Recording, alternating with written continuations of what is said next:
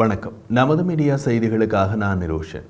இந்தியாவின் பாதுகாப்பு திறனுக்கான குறிப்பிடத்தக்க மைல்கல்லாக ஒடிசா கடற்கரையில் அமைந்துள்ள டாக்டர் அப்துல் கலாம் தீவில் இருந்து சூப்பர்சோனிக் ஏவுகணை உதவி டார்பிடோ அமைப்பின் விமான சோதனை நேற்று புதன்கிழமை வெற்றிகரமாக நடத்தப்பட்டது. இதை சுருக்கமாக ஸ்மார்ட் சிஸ்டம் என்று அழைக்கிறார்கள். காலை 8:30 மணியளவில் நடத்தப்பட்ட சோதனையில் தரையில் மொபைல் ஏவையிலிருந்து ஸ்மார்ட் சிஸ்டம் ஏவப்பட்டது. சமச்சீர் பிரிப்பு, வெளியேற்றம் மற்றும் வேக கட்டுப்பாடு உட்பட ஸ்மார்ட் அமைப்பில் ஒருங்கிணைந்த பல அதிநவீன வழிமுறைகளை சோதனை சரிபார்க்கிறது. நீர்மூழ்கி கப்பல் எதிர்ப்பு போர்களில் டோர்பிடோக்களின் துல்லியமான மற்றும் பயனுள்ள வரிசைப்படுத்தலை உறுதி செய்வதற்கு இந்த வழிமுறைகள் முக்கியமானவை. ஸ்மார்ட் அமைப்பு இந்தியாவின் பாதுகாப்பு தொழில்நுட்பம் மற்றும் திறன்களின் ஒரு முக்கிய பாய்ச்சலை பிரதிபலிக்கிறது. பாதுகாப்பு ஆராய்ச்சி மற்றும் மேம்பாட்டு நிறுவனம் DRDOவால் உருவாக்கப்பட்ட ஸ்மார்ட் சிஸ்டம் இந்திய கடற்படையின் நீர்மூழ்கி எதிர்ப்பு போர்த்திறனை கணிசமாக மேம்படுத்த வடிவமைக்கப்பட்டுள்ளது. வழக்கமான இலகுரக டார்பிடோக்களைப் போலல்லாமல் ஸ்மார்ட் சிஸ்டம் நீடிக்கப்பட்ட வரம்பை கொண்டுள்ளது. அத்துடன் ஏவுகணை அடிப்படையிலான விநியோகத்தை பயன்படுத்துகிறது. இது இந்திய கடற்படை மேம்பட்ட செயல்பாட்டு நெகிழ்வுத்தன்மை மற்றும் நீருக்கடியில் அச்சுறுத்தல்களை எதிர்த்து போராடுவதில் செயல்திறனை வழங்குகிறது. இந்த வெற்றிகரமான சோதனை மூலம் உள்நாட்டு பாதுகாப்பு தொழில்நுட்பங்களை மேம்படுத்துவதற்கும் அதன் பாதுகாப்பு உட்கட்டமைப்பை வலுப்படுத்துவதற்கும் இந்தியா தனது உறுதிப்பாட்டை மீண்டும் உறுதிப்படுத்துகிறது. ஸ்மார்ட் அமைப்பின் மேம்பாடு மற்றும் வரிசைப்படுத்தல் இந்தியாவின் கடல்சார் பாதுகாப்பை மேம்படுத்துவதற்கும் பிராந்தியத்தில் அதன் மூலோபாய நலன்களை பாதுகாப்பதற்கும் மேற்கொள்ளும் முயற்சிகளில் குறிப்பிடத்தக்க முன்னேற்றங்களை குறிக்கிறது. ஸ்மார்ட் சிஸ்டத்தை இயக்கப் போவது இந்திய கடற்படையா அல்லது தற்போது புதுவடிவம் எடுத்துள்ள இந்திய ராக்கெட் படையா என்பது தொடர்பான சர்ச்சை ஒன்று இந்திய கடற்படை அதிகாரிகள் மட்டத்தில் இப்போது அடிபடுகிறது. காரணம், வருங்காலத்தில் இந்திய பாதுகாப்பு படைகளின் அனைத்து தரைத்தள ஏவல்களையும் இந்திய ராக்கெட் படைதான் செய்ய திட்டமிடப்பட்டுள்ளது. ஸ்மார்ட் சிஸ்டம் கப்பலில் இருந்தும் ஏவப்படலாம், தரையில் இருந்தும் ஏவப்படலாம். இந்திய பாதுகாப்பு படைகள் இப்போது அதிக கவனம் செலுத்தி உருவாக்கும் ராக்கெட் படை என்ற படைப்பிரிவு எதற்காக உருவாக்கப்படுகிறது? அதற்கு இராணுவ ரீதியாக என்ன முக்கியத்துவம்?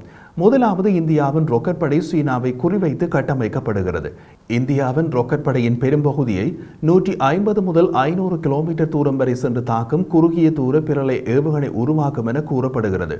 அணுசக்தி மட்டத்தில் இந்தியாவுக்கும் சீனாவுக்கும் இடையிலான மூலோபாய நிலைத்தன்மை இந்தியாவின் MIRV தொழில்நுட்ப அணு ஆயுத ஏவுகணைகளால் வழங்கப்படுகிறது. இவை சீன இந்திய உறவில் அதிக மூலோபாய நிலைத்தன்மை, மோதலின் குறைந்த மட்டங்களில் அதிகரிக்கும் அபாயத்தை கணிசமாக அதிகரிக்கலாம்.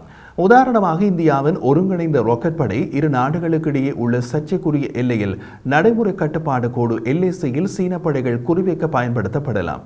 சமீபகால ஆண்டுகளில் இந்திய மற்றும் சீன துருப்புக்கள் ஏற்கனவே பல்வேறு புள்ளிகளில் நடைமுறை கட்டுப்பாட்டு கோடு LACயில் பல முறை மோதிக்கொண்டன.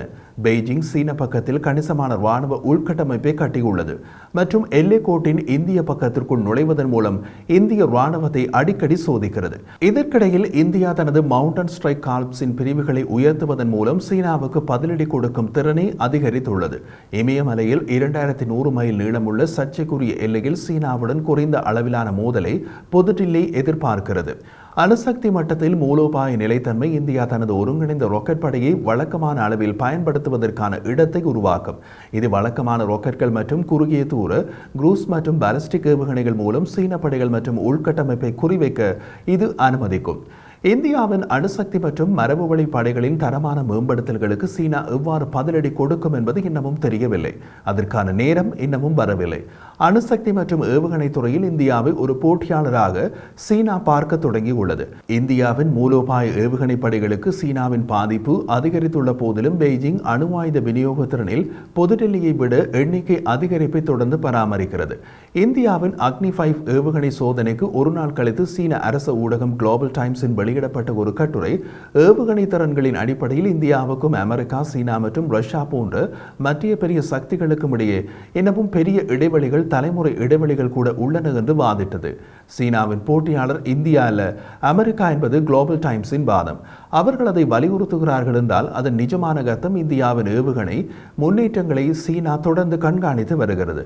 இந்தியாவின் MIRV சோதனையை கண்காணிக்க வங்காள விரிகுடாவுக்கு சீனா ஒரு ஆராய்ச்சி கப்பலை வெளிப்படையாக அனுப்பியதன் மூலம் இது நிரூபிக்கப்பட்டது. இந்தியாவின் MIRV திறன் ரகசியமாக வைக்கப்பட்டுள்ளது. MIRV சோதனை குறித்த புதுடில்லியின் குறுகிய அறிக்கையில் எத்தனை ரீஎன்ட்ரி வாகனங்கள் சோதனை செய்யப்பட்டன அல்லது அவை டிகோய்கள் கொண்ட பல ரீஎன்ட்ரி வாகனங்களா அல்லது இந்த வாகனங்கள் அனைத்தும் சுயாதீனமாக இலக்கு வைக்கப்பட்டதா என்பது பற்றிய விவரங்கள் எதுவுமே வெளியிடப்படவில்லை. சீனா அல்லது வேறு எந்த எதிரியும் இந்த முன்னேற்றத்தை ஒரு குறிப்பிடத்தக்க அச்சுறுத்தலாக கருதும் முன்கூடுதல் விவரங்கள் அவர்களுக்கு கிடைக்க வேண்டும். அந்த விவரங்கள் வெளியாகாமல் இந்தியா பார்த்துக் கொள்கிறது. அதனால் இந்தியா ஒருங்கிணைந்த ராக்கெட் படையின் நிஜமான பலத்தை சீனாவால் இன்னமும் அறிந்து கொள்ள முடியாதுள்ளது.